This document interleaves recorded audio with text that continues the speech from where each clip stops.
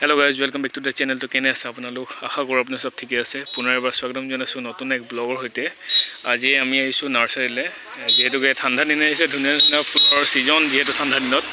তো ফুলকেইটো মানে ফুলৰ পুলি কেইজোপামান নিম বুলি আহিছোঁ। তো বলক চাওঁ কি লওঁ আৰু কি ভাল ফুল পাওঁ। এয়া দেখিছে এখন গাড়ী লৈ আহিছে ফুল নিবলৈ। আমাৰ মনু ভাই এখন গাড়ী লৈ আহিছে, দেখিছে ইয়াতে ফুলবোৰ লোডিং কৰিব, সুন্দৰ গাড়ী।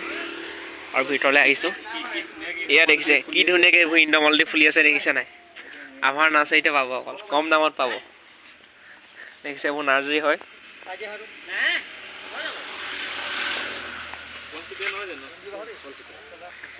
দেখিছে কইনচেতিয়া হয়, সুন্দৰ ফুল।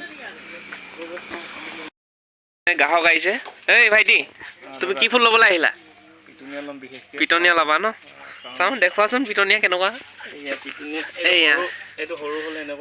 হয় হয়, ডাঙৰ হ'লে ৰংবোৰ এনেকুৱা, দেখিছেনে?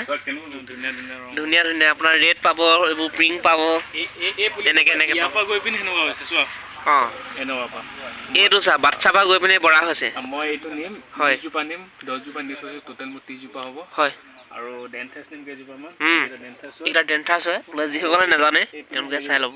ইপিনে আছে তোমাৰ হেৰি ডালিয়া ডালিয়া মই সেইদিনাখন নিলোঁ 10জোপা, আৰু আজি নিম 5জোপামান নিলোঁ। বেছি মই ডালিয়া নোৰোঁ। হয় হয়, অচিনিৰ ওচৰত ডালিয়া কালেকশ্যন ধেৰ আছে। সি টোটেলি 30জোপামান 30-40জোপামান সি ৰুব ডালিয়া। হয় হয়, সৰুতে নিলে প্ৰফিট হয় নহয় জানো? গ্ৰাহকৰ বেছি প্ৰফিট হয় নহয় মানে সৰুতে আপুনি 10-12 টকাত পাব, আৰু সেইকেইটা ল'বলৈ গ'লে 30 টকাৰ তলত নাপায় আৰু নাপায়। দেখিছে একদম ফুলা একদম ফুল পাব 30 টকা। মানে কি এইটো সৰুতে নিলে অলপ সস্তাত পাব, কিন্তু ডাঙৰ হ'লে অকণমান দাম আহিব।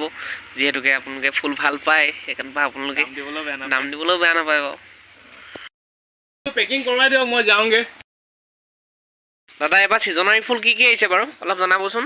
ছিজনত তোমাৰ পিটনীয়া আহিছে, তাৰপিছত ইন্দ্ৰমালতী আহিছে, নয়নতৰা আহিছে, আৰু ছিজন তোমাৰ বৰ ভেৰাইটিজ আহি থাকিব আৰু বুজিছে নাই। আৰু দ্বিতীয় কথা আমি ক'লো, আমি যিমানখিনি পাৰিছোঁ ৰাইজক সিমানখিনি সেৱা শুশ্ৰূষা আগবঢ়াবলৈ বিচাৰিছোঁ। আৰু দ্বিতীয় কথা আহি পৰিলে তোমাৰ ছিজন ডালিয়া আহিছে, পিটনীয়া আহিছে, যি যেনেকৈ ভেৰাইটিজ বিচাৰে মানে, বুজিছে নাই। যি যেনেকৈ ভেৰাইটিজ বিচাৰে সেইখিনি আমি ৰাইজক সম্পূৰ্ণ ধৰণত আমি যোগান দিবলৈ মানে সমৰ্থ কৰিছোঁ। আপোনালোকে হোম ডেলিভাৰী দিয়াৰ ব্যৱস্থা ৰাখিছে নেকি? হোম ডেলিভাৰীত আমাৰ ফোন নম্বৰ কৰক, কাৰ্ড লওক। আমি মাজুলী বনগাঁৱলৈকে, আমি লখিমপুৰলৈকে আপোনালোকক আমি হোম ডেলিভাৰী দিয়াৰ ব্যৱস্থা কৰিছোঁ। হয়, আপোনালোকে এতিয়া দৰ্শক মণ্ডলী আপোনালোকে এতিয়া চিন্তা কৰিব নালাগে, হোম ডেলিভাৰী পাই যাব নহয় জানো? হোম ডেলিভাৰী মানে আমাৰ লগত কণ্টেক্ট কৰিলে হৈ গ'ল, যি যেনেকৈ লাগে সাৰৰ পৰা। আৰু দ্বিতীয় কথা আহি পৰিলে যে ৰাসায়নিক সাৰ ইউজ কৰি মানে মানুহৰ যিখিনি মানে ধৰক বেমাৰ আজাৰ হৈছে, আমাৰ লগত যদি যোগাযোগ কৰে, যিটো জৈৱিক সাৰ, জৈৱিক সাৰ আপুনি ঘৰৰ শাক পাচলি ইউজ কৰক, আপুনি খাওক, কোনো দিন আপোনাক ছাইড এফেক্ট নকৰে। বুজিছে নাই? গতিকে এটা কথা মই ৰাইজক পায় নেকি? কেঁচুসাৰো পায় নেকি? কেঁচুসাৰ পায় নেকি? পায়। কেঁচুসাৰ যিমান লাগে সিমানে পাব।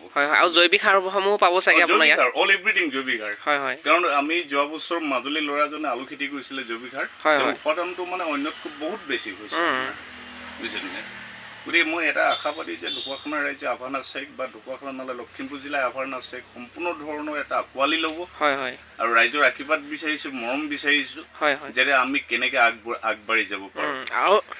শেষ মুহূৰ্তত মই এটা বাক্য কওঁ যে বিদ্ৰোহী জুইকুৰা জ্বলি অন্ত সেইদিনাই পৰিব, যিদিনাখন মৰিশালীত জ্বলি থকা চিতাৰ জুইকুৰা নীৰৱ নিস্তব্ধতা আৱৰি নদীৰ বুকুত কলহত পানী ভৰাই চিতাৰ ফিৰিঙুটিবোৰ নমাই দিবা, সেইদিনাহে মোৰ গাৰ মঙহৰ গোন্ধ অন্ত পৰিব।